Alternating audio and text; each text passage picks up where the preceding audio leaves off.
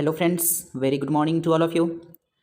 आज मैं आप लोगों के लिए स्नेक चैप्टर से ऑब्जेक्टिव क्वेश्चंस आंसर्स लेकर के आया हूँ फ्रेंड्स, जिसमें से आप लोगों को 15 मोस्ट इम्पॉर्टेंट क्वेश्चंस पढ़ने हैं एंड आप लोग अपने आंसर को चूज करेंगे एंड मैच करेंगे मेरे आंसर से कि आप कितने नंबर लाते हैं, आपका स्कोर क्या आता है एंड इसके अकॉर्डिंग आप देखेंगे कि कितना परसेंट आपका सही है।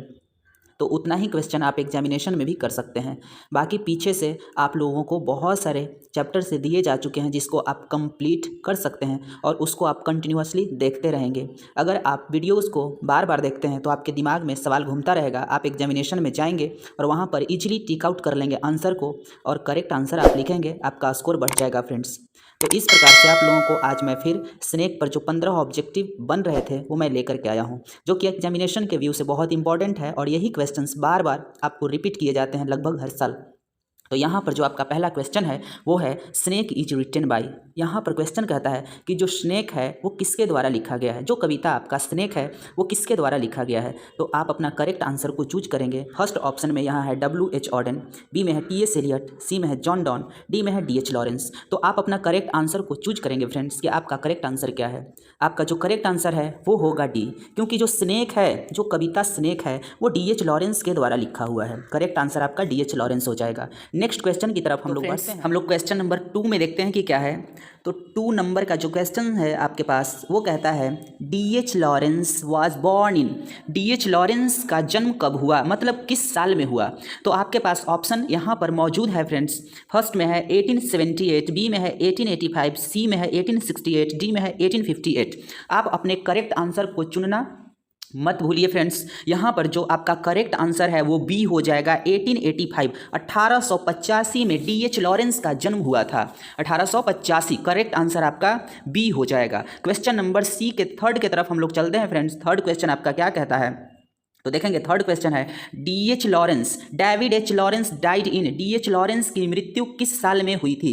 तो यहाँ पर जो करेक्ट आंसर होगा वो आप चूज करेंगे। फर्स्ट ऑप्शन है 1933, 1938, 1937, 1930। तो यहाँ पर आपका जो करेक्ट आंसर हो रहा है वो है डी नंबर 1930। 1930 में D.H. लॉरेंस की मृत्यु हुई थी। फ्रेंड्स आप लोग कंटिन्यू वीडियो को देखते रहेंगे, आपका स्कोर ज़्यादा बेहतर हो जाएगा। क्वेश्चन नंबर 4 की तरफ हम लोग चलते हैं। 4 में क्या कहता है कि the speaker confesses that. Speaker confesses that, speaker क्या कहता है फ्रेंड्स, यहाँ पर देख लीजिए। स्पीकर ये स्वीकार करता है। देखेंगे कॉन्फेस का मतलब होता है स्वीकारना। तो स्पीकर जो है यहाँ पर D.H. लॉरेंस है, मतलब कि जो कविता को लिखे हैं वो है D.H. लॉरेंस, तो उन्हीं को स्पीकर यहाँ कहा जा रहा है, वही बात कर रहे हैं। तो जो स्पीकर है वो स्वीकारते हैं कि वह हेटेड द स्नेक, उन्होंने सांप से घृणा किया। ऑप्शन ए में है कि उन्होंने सांप से घृणा किया। ऑप्शन बी में है फियर द स्नेक, उन्होंने सांप से डर गया। जो वो हैं D.H. लॉरेंस है वो सांप से डर गए। लाइक्ड द स्नेक, उन्होंने सांप को पसंद किया।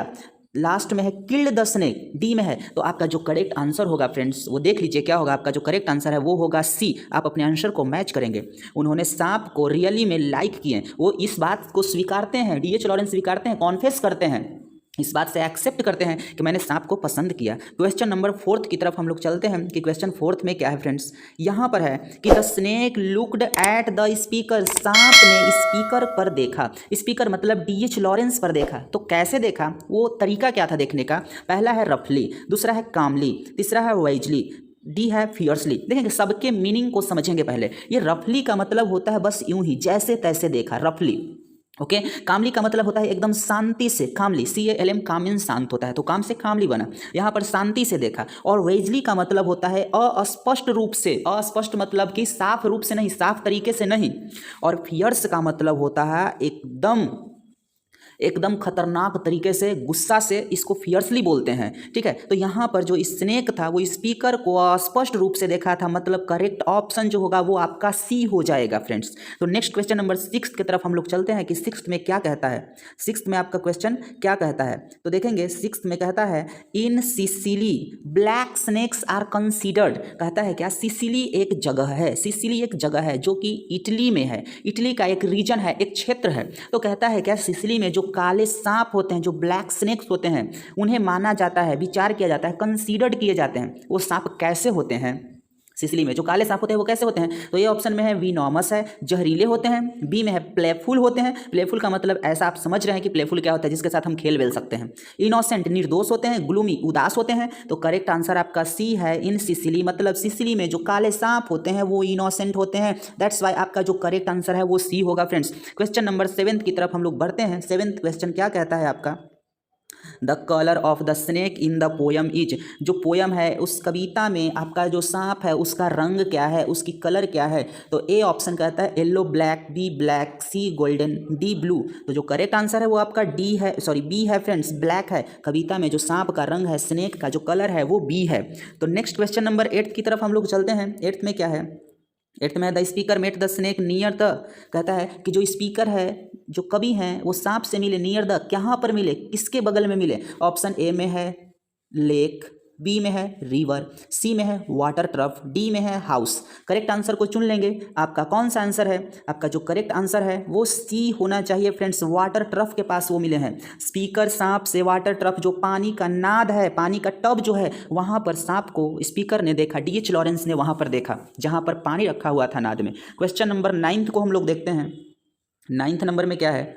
9th में है कि the phrase a king in exile, the phrase a king in exile the poem snake stands for. देखिए यहाँ कविता में वनवास का जो राजा है, ये फ्रेज जो है वनवास का राजा जो है, उसका मतलब कविता में क्या है स्नेक्स के लिए? जो स्नेक है उसके लिए क्या है? द रैट है, द एलिफेंट है, द स्नेक है, द लायन है। मतलब कि अ किंग ऑफ एग्जाइल जो है वो किस चीज़ के लिए प्रयोग किया गया है? स्नेक कविता में किस चीज़ के लिए अ किंग ऑफ एग्जाइल प्रयोग किया गया है? तो जो करेक्ट आंसर है वो सी होगा, द स्नेक होगा। द स्नेक मतलब एक सांप के लिए प्रयोग किया गया है, अ किंग ऑफ एग्जाइल। तो क्वेश्चन नंबर 9 की तरफ हम लोग चलते हैं फ्रेंड्स, सॉरी 10th की तरफ चलते हैं। 9th आपका कंप्लीट हो चुका है।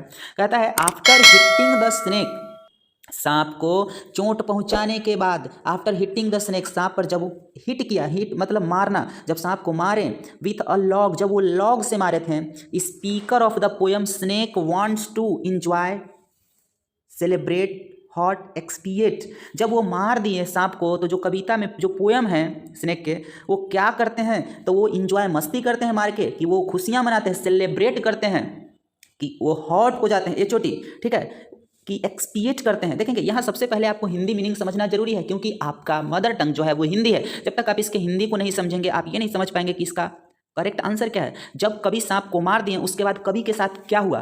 वो खुश हुए, वो सेलिब्रेट किए, वो हॉट हुए, वो एक्सपिएट हुए? तो नहीं, वो एक्सपिएट हुए, मतलब करेक्ट आंसर डी होगा। और एक्सपिएट का मतलब होता है प्रायश्चित करना। उन्होंने प्रायश्चित किया, एक्सपिएट किए, कभी सांप को मार करके प्रायश्चित कर रहे थे कि मैंने उसे क्यों मारा। तो करेक्ट आंसर डी हो जाएगा। क्वेश्चन नंबर 11 की तरफ हम लोग चलते हैं फ्रेंड्स। 11 में क्या कहता है? The snake came to the poet's water trough on a day. यहाँ पर सवाल है कि जो सांप है वो कवि के वाटर ट्रफ के पास आया, ठीक है, और वो दिन कैसा था? ऑन अ डे, जो डे था वो कैसा था? विंडी था, रेनी था, कोल्ड था, हॉट था। तो आप लोग अपना करेक्ट आंसर दे दीजिए फ्रेंड्स, क्योंकि आप लोगों को पता है कि करेक्ट आंसर क्या होगा। तो वो गर्म दिन था। वो कैसा दिन था? तो गर्म दिन था। करेक्ट आंसर डी हो जाएगा, क्योंकि गर्मी के दिन की वजह से ही सांप प्यासा था और वो पानी पीने के लिए आया था। अब हम लोग क्वेश्चन नंबर 12 की तरफ बढ़ते हैं। 12th क्वेश्चन क्या कहता है? कहता है इन स्पेस है आपका, according to the poem snake black snakes are consider innocent. कहता है इन कौन ऐसी जगह है जहां पर पोयम स्नेक के अनुसार जो ब्लैक स्नेक्स होते हैं, जो काले सांप होते हैं, उन्हें निर्दोष माना जाता है। और वो जगह कौन सा है जहां पर उनको निर्दोष माना जाता है? तो ऑप्शन ए में है इंग्लैंड, बी में है सिसिली, सी में है फ्रांस, डी में है इटली। तो आपका जो करेक्ट आंसर होगा वो बी होगा। ये क्वेश्चन पीछे भी आ चुका है फ्रेंड्स, इसको देख लेंगे, ऐसा ही एक्सप्लेनेशन मैं कर रखा हूँ। तो क्वेश्चन नंबर हम लोग 13th की तरफ बढ़ते हैं। 13th में क्या है? 13th में कहता है कि the speaker of the poem snake compares the snake with the sea albatross of. यहाँ पर कहते हैं कि जो पोयम के जो स्पीकर है वो सांप को कंपेयर करते हैं। एक जंतु है जो समुद्री जंतु है जिसका नाम है अल्बाट्रॉस। तो उस अल्बाट्रॉस, कहाँ के अल्बाट्रॉस से वो कंपेयर करते हैं सांप को? तो ऑप्शन आपके पास यहाँ पर मौजूद है, the ancient mariner, the eve of Saint Agnes, the scholar gipsy, the Lycidas. तो ऑप्शन आपके पास मौजूद है, आपका करेक्ट आंसर ए हो जाएगा फ्रेंड्स।